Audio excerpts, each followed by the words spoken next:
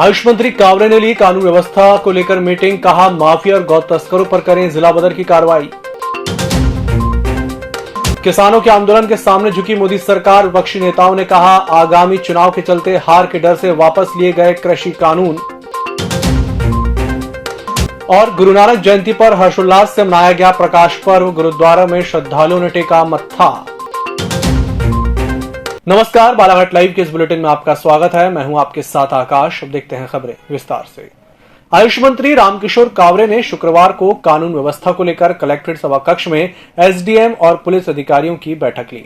बैठक में collector doctor Girish Kumar Mishra, police अधीक्षक अभिषेक तिवारी, अपर कलेक्टर शिव गोविंद मरकाम, अतिरिक्त पुलिस अधीक्षक गौतम सोलंकी सहित अन्य अधिकारी उपस्थित रहे। इस दौरान मंत्री कावरे ने अधिकारियों से कहा कि बालाघाट जिले को गौ तस्करी से मुक्त करना हमारा मिशन है और इसमें सभी अधिकारियों को संवेदनशील होकर कार्य करने की जरूरत है। जिले में कहीं पर भी हो रही गौ तस्करी पर रोक लगाने कड़े कदम उठाए जाएं और इसमें लिप्त लोगों पर सतत कार्रवाई की जाए। गौ तस्करी में जो व्यक्ति बार बार पकड़ा जा रहा हो उसके विरुद्ध जिला बदर की कार्रवाई करें और गौ तस्करी में लिप्त वाहनों को सीधे राजसात करने की कार्रवाई करें।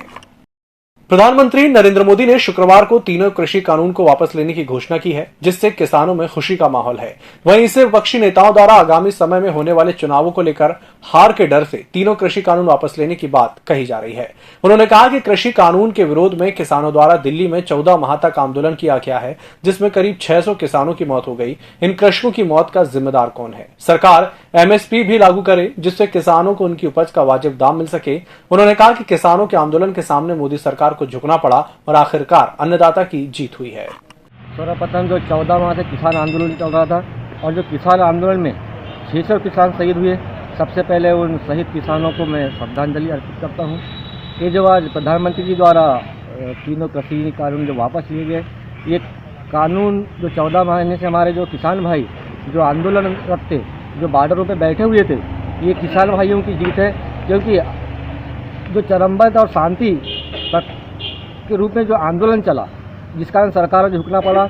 और मुख्य उद्देश्य तो ये है कि ये तानाशाही सरकार है, झुकना नहीं चाहती थी, लेकिन अभी उपचुनाव में इनकी हार हुई और आने वाले 5 राज्यों के चुनाव में इनको हार का डर सताने लगा, इसलिए कृषि कानून रद्द किए।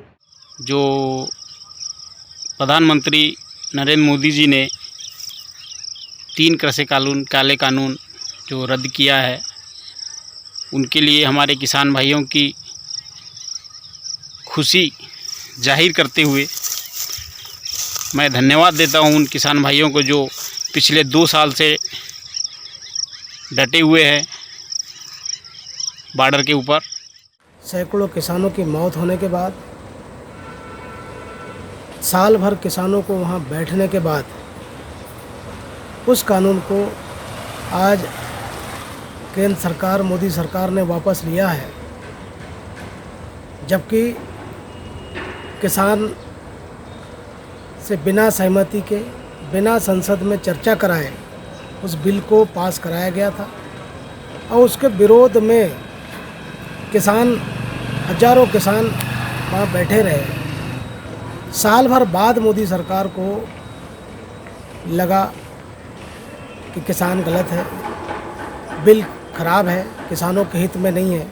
सिख समुदाय द्वारा गुरु नानक देव जी का 552वां प्रकाश पर्व शुक्रवार को हर्षोल्लास से धूमधाम के साथ श्रद्धा पूर्वक मनाया गया। नगर मुख्यालय स्थित गुरु सिंह सभा गुरुद्वारा को आकर्षक सजावट की गई। गुरुद्वारा में प्रकाश पर्व के अवसर पर विभिन्न कार्यक्रमों का आयोजन किया गया। गुरु ग्रंथ साहिब के दर्शन, अरदास करने सुबह से ही गुरुद्वारा में श्रद्धालुओं की भीड़ रही। इस अवसर पर रागी जत्था द्वारा शब्द कीर्तन कर साधु संगत को निहाल किया गया। दोपहर 2 बजे से गुरु का अटूट लंगर बांटा गया, जिसमें सभी लोगों ने साध संगत के साथ पंगत में बैठक कर गुरु का लंगर ग्रहण किया। इस अवसर पर गुरुद्वारा में मत्था टेकने सिख समुदाय के अलावा जनप्रतिनिधि और प्रबुद्ध जन भी पहुंचे।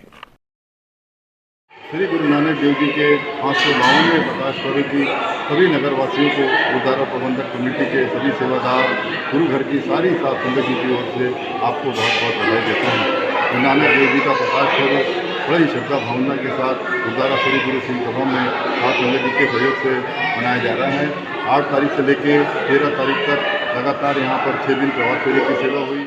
अंजुमन इस्लामिया कमेटी के नेतृत्व में मुस्लिम समाज द्वारा त्रिपुरा में मस्जिदों पर हो रहे हमले सहित मुस्लिमों पर की जा रही हिंसा के विरोध में शुक्रवार को गुजरी बाजार स्थित जामा मस्जिद के सामने प्रदर्शन किया गया। इस दौरान अंजुमन इस्लामिया कमेटी द्वारा राष्ट्रपति के नाम तहसीलदार को ज्ञापन सौंपा और इस तरह की हिंसक घटनाओं में लिप्त लोगों पर कड़ी कार्रवाई करने और मुस्लिमों पर हो रहे अत्याचार और मस्जिदों में हो रहे हमला और हिंसक घटनाओं पर रोक लगाकर देश में अमन, शांति और एकता बनाए रखने की गुहार लगाई गई।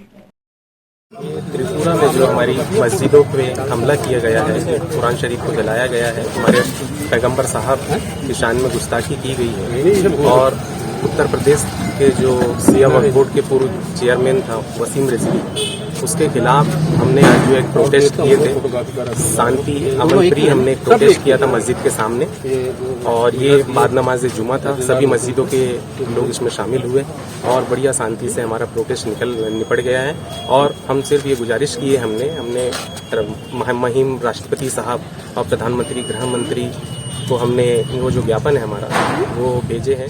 परसवाड़ा विधानसभा क्षेत्र के पूर्व विधायक मधु भगत ने केंद्र सरकार द्वारा आनन फानन में लागू 3 कृषि कानून को वापस लेने के कदम पर अपनी प्रतिक्रिया व्यक्त की है।